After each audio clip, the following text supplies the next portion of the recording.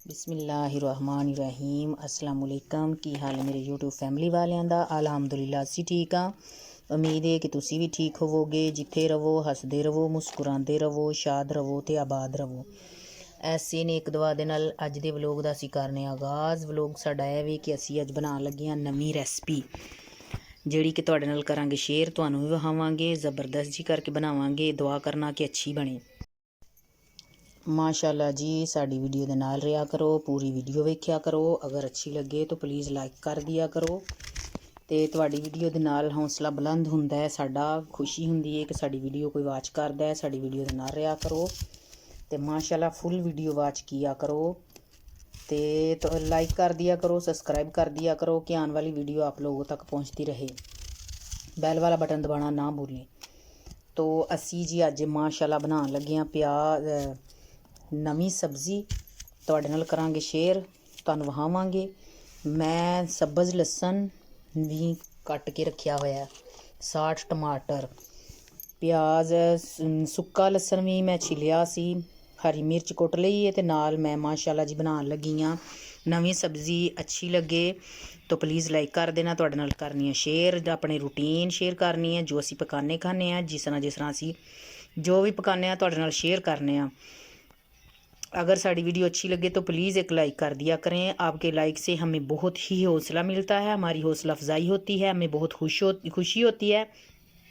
माशाल्लाह जी, मैं मसाला बरीक कर लिया है। तो हुण असी टमाटर कट लेने हैं, तो साथ असी डालांगे घी, मसाला लांगे भुन। इसलिए कि हजे तक साडा ना गैस नहीं आया, मैं उन्नी देर तक तैयारी करके रखनी आ। जूं ही गैस आएगा तो असी पकावांगे। माशाल्लाह जी, मैं टमाटर भी कट लिया। हुण असी मसाला डाल लेने हांडी दे विच, जिहड़ी कि असी शाम की सब्ज़ी बनानी उहदी तैयारी पे करने आ। बस लसन भी मैं डाल लिया, मसाला भी मैं डाल लिया है। हुण असी डालने आ घी। तो गैस हले तक मेरी नहीं आई, गैस आने तक असी इंतज़ार करांगे। गैस आएगी तो फिर चूल्हा चलावांगे। माशाल्लाह जी, साडी गैस आ चुकी है। तो चूल्हा मैं लिया चला, तो हुण मैं घी भी डाल लिया। तो मैं इहनूं रख दित्ता पक्कण वास्ते। अच्छे तरीके नाल मसाला रोस्ट कर लेने आ, करन तो बाद सब्ज़ी डालांगे। माशाल्लाह जी, मसाला मैं रोस्ट कर रही हूँ, हजे तक अच्छे तरीके नाल भुज्जिया नहीं। ज़बरदस्त जिहा करके भुन लवांगे तो फिर असी माशाल्लाह जी, साडी मसाला वेखो बड़ा ज़बरदस्त जिहा भुज गया। हुण असी डाल लेने 1 चमचा नमक का, तो साथ 1 चमचा हल्दी का, साथ ही डालांगे असी 1 चम्मच सुरख मिर्च का। तो इनू करांगे असी अच्छे तरीके नाल रोस्ट। अच्छे तरीके नाल कर लेंगे मसाले मिक्स। मसाला जी माशाल्लाह मेरा भुज चुकिया है। तो लूण मिर्च भी अच्छे तरीके नाल हो गई है मिक्स। तो हुण मैं डालनी है इहदे विच सब्ज़ी। हुण जी मैं डाल लेनी है सब्ज़ी, जिहड़ी कि मैं पानी च पा के वेखो रखी हुई है। इनू असी पा लांगे विच ते अच्छे तरीके नाल करांगे मिक्स। सब्ज़ी मैं दित्ती है डाल। तो हुण असी डालांगे इहदे विच, अच्छे तरीके नाल भुज भी गई है। तो हुण असी डालांगे इहदे विच पानी,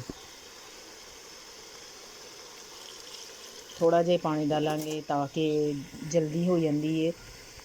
तो आलू गाजरां दी असी अज रेसिपी बनान लगे हाँ। पानी भी असी डाल लिया। हुण माशाल्लाह जी असी तो ढकना दे दिंदे 2-3 मिनट तक असी पकावांगे इनू जी। असी हुण हांडी दा चैक करने ढकना उठा के कि शोरबे दा की हिसाब बनया है। नाले गोई मार लेने, नाले चैक करने कि आलू साडे गल गए ने कि नहीं। गाजर भी चैक कर लेने। गाजरां तो साड़ियां माशाल्लाह गल गई। तो आलू भी देखो माशाल्लाह से ज़बरदस्त हो गया। थोड़ा जिहा कस्या रे, बहरहाल गल गई ने। तो असी थोड़ी देर, जिन्नी देर तक पानी खुश्क नहीं होंदा उन्नी देर तक असी इहनूं पकावांगे। उत्ते दे दिन्ने हुण ढकना, इसलिए कि पक जे सही तरीके नाल।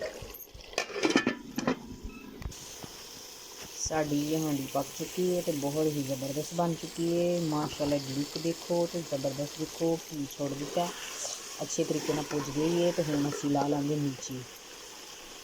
हांडी साडी पक चुकी है माशाल्लाह जी। यही सी साडी अज की वीडियो। अगर अच्छी लगे तो प्लीज़ एक लाइक कर देना, सब्सक्राइब कर देना, बेल वाला बटन दबाना ना भूलना कि आने वाली वीडियो आप लोगों तक पहुँचती रहे। अल्लाह हाफिज़।